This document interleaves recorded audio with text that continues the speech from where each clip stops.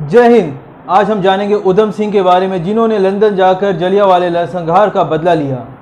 साल 1919 बैसाखी का दिन पंजाब के अमृतसर में हजारों की तादाद में लोग एक पार्क में जमा हुए थे। रॉलेट एक्ट के तहत कांग्रेस के सत्यपाल और सैफुद्दीन किचलू को अंग्रेजों ने अरेस्ट कर लिया और लोग वहां दोनों की गिरफ्तारी के खिलाफ शांति प्रोटेस्ट कर रहे थे।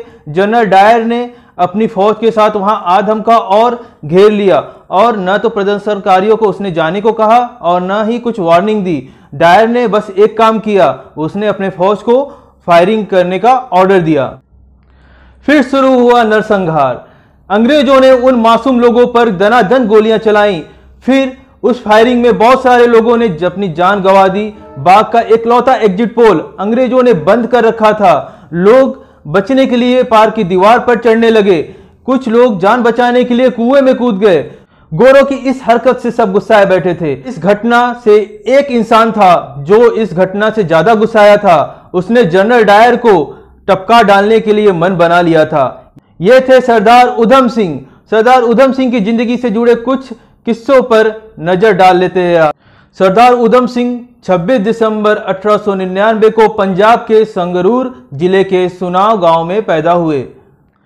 पापा सरदार तेहाल सिंह जम्बू उपली गांव में रेलवे में चौकीदार थे।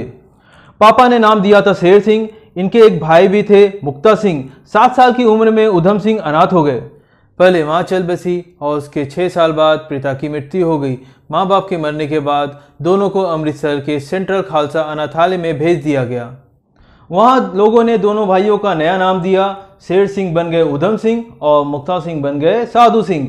सरदार उधम सिंह ने भारतीय समाज के एकता के लिए अपना नाम बदलकर नाम मोहम्मद सिंह आजाद रख लिया, जो भारत के 3 प्रमुख धर्मों के प्रतीक है। साल 1917 में साधु, जो कि सरदार उधम सिंह के भाई थे, उनकी मृत्यु हो गई।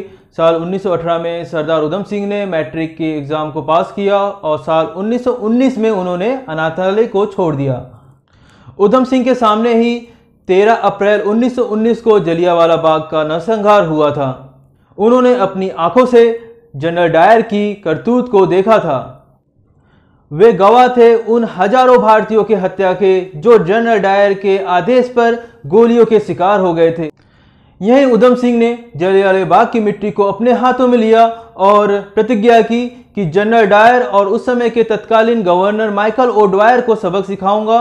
और इसके बाद वो क्रांतिकारी बन गए और क्रांतिकारियों के एक दल में शामिल हो गए। सरदार उधम सिंह क्रांतिकारियों से चंदा इकट्ठा कर देश के बाहर चले गए। उन्होंने दक्षिण अफ्रीका, जिम्बाब्वे, ब्राजील और अमेरिका की यात्रा कर क्रांतिकारियों से खूब सारे पैसे इकट्ठे किए। इस बीच देश के क्रांतिकारी एक एक कर अंग्रेजों से लड़ते हुए अपनी जान दे रहे थे।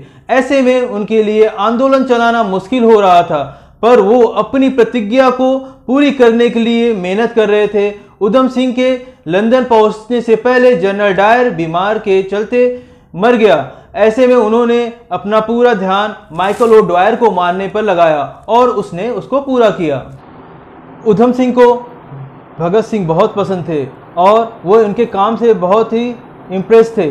भगत सिंह को वो अपना गुरु मानते थे और साल 1935 में जब वो कश्मीर गए थे, वहाँ उधम सिंह को भगत सिंह के साथ प्रोटेस्ट में देखा गया था। उधम सिंह भगत सिंह और राम प्रसाद बिस्मिल के बहुत ही बड़े फैन थे और इनके कार्यों से बहुत ज़्यादा इम्प्रेस थे।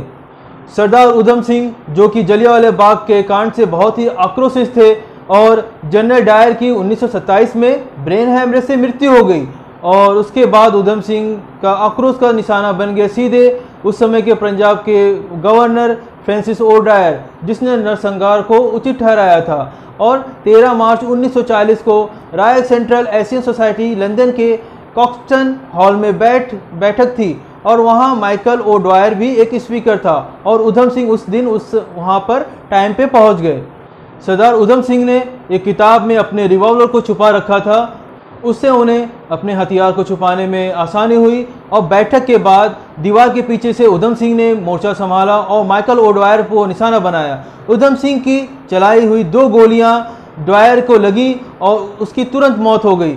इसके साथ ही उधम सिंह ने अपनी प्रतिज्ञा पूरी की और दुनिया को संदेश दिया कि अत्याचारियों को भारतीय वीर कभी छोड़ा नहीं करते। उधम सिंह ने वहां से भागने की कोशिश नहीं की और अरेस्ट हो गए। उन पर मुकदमा चलाया गया और कोर्ट में पेशी हुई। जनरल ने सवाल दागा कि वह ओडवायर के अलावा उसके दोस्तों को क्यों नहीं मारा। उधम सिंह ने जवाब दिया कि वहां पर कई औरतें भी थीं और हमारी संस्कृति में औरतों पर हमला करना पाप है। इसके बाद उधम सिंह को शहीद आजम की उपाधि दी गई, जो सरदार भगत सिंह को शहादत के बाद मिली थी। 4 जून 1940 को उधम सिंह को हत्या का दोषी ठहराया गया और 31 जुलाई 1940 को उन्हें पेंटनविले जेल में फांसी दे दी गई। इस तरह उधम सिंह ने भारत की आज़ादी की लड़ाई में इतिहास में अमर हो गए। 1974 में ब्रिटेन ने उनके अवशेषों को भारत को सौंप दिया। अंग्रेजों को उनके घर में घुसकर मारने का काम जो उधम सिंह ने किया था, उसकी इस कार्य का तारीफ हुई और यहाँ तक कि जवाहरलाल नेहरू ने भी उसकी तारीफ की। उन्हें इस घटना ने देश के अंदर क्रांतिकारी गतिविधियों का एक तेज कर दिया। सरदार उधम सिंह की यह कहानी आंदोलनकारियों को प्रेरणा देती रही। उसके बाद की तमाम घटनाओं को आप सब तो जानते ही है। अंग्रेजों को केवल 7 सालों में ही भारत को छोड़कर जाना पड़ा और हमारा देश आज़ाद हो गया। उधम सिंह जीते जी भले ही आज़ादी की भारत में सांस न ले सके हो, पर करोड़ों हिंदुस्तानियों के दिल में रहकर आज़ादी को जरूर महसूस कर रहे होंगे। जय हिंद, जय भारत।